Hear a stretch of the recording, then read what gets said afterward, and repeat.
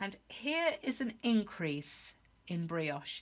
So we're going to increase 2 stitches out of, sorry, well, in effect we're going to increase by 2 stitches. So we need to make 3 stitches out of this one. So we're going to knit into the stitch without taking it off the needle. We wrap our yarn around the stitch and then we knit into it again.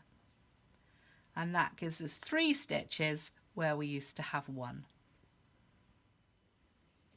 When you come to work the contrast colour past your previous increase, you can see here there's the 3 stitches that I made in the main colour on the previous row. I'm now working the blue, the contrast colour, and I get to these 3 stitches. I've just done a brioche purl, so the next thing to do is to slip and put my yarn over. That's usual. But now I haven't got a brioche stitch. This isn't wrapped, and this is just the one little oddity after you've increased. So we're just going to purl that stitch, and now it becomes correct for the following row, and then we slip and yarn over the next one.